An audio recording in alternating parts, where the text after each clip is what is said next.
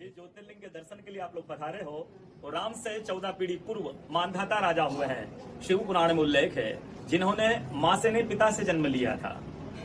उनकी तपस्या से ये शिवलिंग प्रकट में स्थापित लिंग नहीं है। जिस प्रकार आरती करते हम प्रण अक्षर के मध्य ओम अक्षर के मध्य यह तीनों एका जय शिव ओंकारा। एक शिवलिंग में ब्रह्मा विष्णु महेश निराकार धरती से प्रकट हुए हैं। इसलिए अखंड दीप है जो जल रहा प्राचीन समय से। एक ही दीपक में 3 बातियां जल रही लगातार, ब्रह्मा विष्णु महेश की। इस पहाड़ी के ऊपर 7 किलोमीटर का परिक्रमा मार्ग है, वो भी ओम आकृति में है। जो पर्वत पे हम प्रभु के दर्शनों के लिए खड़े हैं, ये पर्वत स्वयं शिवलिंग की आकृति में है। चारों तरफ नर्मदा मैया जलेहरी बनकर बह रही है। पूरे 12 ज्योतिर्लिंगों में शयन आरती होती है।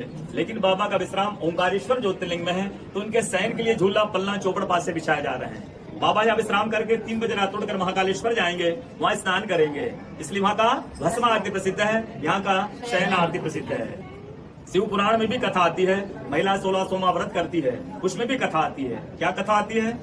प्रतिदिन भोलेनाथ आते हैं, माँ के साथ विश्राम करके सुबह ब्रह्म मुहूर्त में उठकर चले जाते हैं। एक दिन जब भोले बाबा माँ के साथ पधारते तो माँ पुजारी से पूछती हैं, पुजारी हमें विश्राम के लिए जा रहे हैं, ये चौपड़ पासे में किनकी जीत होगी?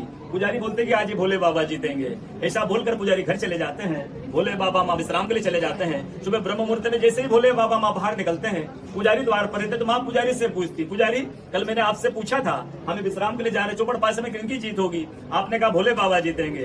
भोले बाबा नहीं, मैं जीती हूँ। माँ ऐसा बोल करके उनको श्राप देके चली जाती है। उनके तुरंत पश्चात अप्सराएं शिवलिंग पे जल चढ़ाने आती, तो अप्सराएं पुजारी से पूछती, पुजारी अस्वस्थ क्यों हो गए? आप तो ठीक थे। फिर पुजारी बताते हैं प्रतिदिन भोले बाबा माँ के साथ विश्राम करके चले जाते थे। कल भोले बाबा माँ के साथ पधारे, माँ ने मुझसे पूछ लिया, पुजारी हमें विश्राम के लिए जा रहे, चौपड़ पासे में किनकी जीत होगी? मैंने कहा भोले बाबा जीतेंगे।